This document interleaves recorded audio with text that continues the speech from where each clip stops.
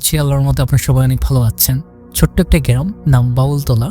গ্রাম্য খালের পাশ দিয়ে কাঁচা রাস্তা। সন্ধ্যা নামতে পুরো গ্রামটা যেন নির্জন হয়ে যায়। ওইখানে রনির বাসা।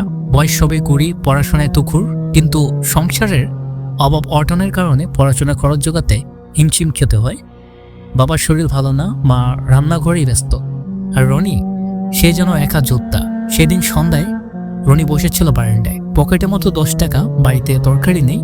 মা বলল, রনি, বাবা খাল থেকে কিছু মাছ আনতে পারবে? তরকারি তো নেই। রনি একগাল হেসে বলল, মা, এটা বিকালে বললে তো হতো।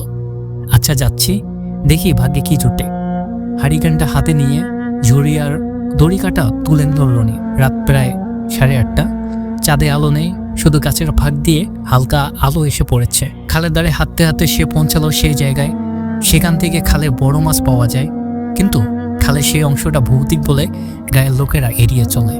রনি অবশ্যই ভূত টুট মানে না, তার কথা ভাগ্যে যা আছে তাই হবে। ভূত কি আর আমার তরকারি এনে দেবে? নিজের পেট নিজেকে চালাতে হবে। খালের পাড়ে গিয়ে রনি জাল ফেললো।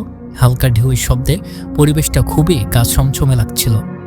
কিছুক্ষণ পর জালে টান পড়ল।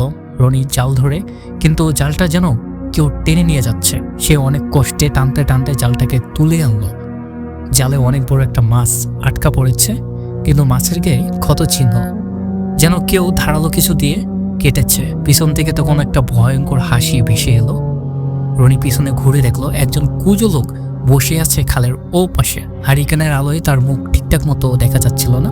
সে বলল, এটা আমার মাছ, তুই এটা নিতে পারবি না। রনি সাহস করে বলল, কে তুই? এই মাছটা আমি ধরেছি, এটা আমার।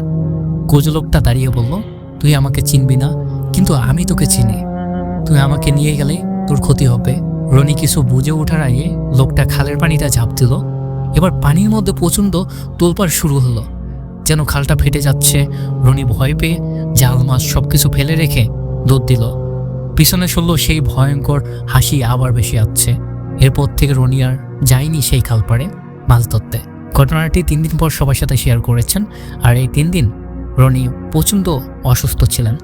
গাইস, ঘটনাটি কেমন লাগলো অবশ্যই কমেন্টে জানাবেন। আর দেখা হচ্ছে সুন্দর একটি নতুন ভিডিওতে। আল্লাহ হাফেজ।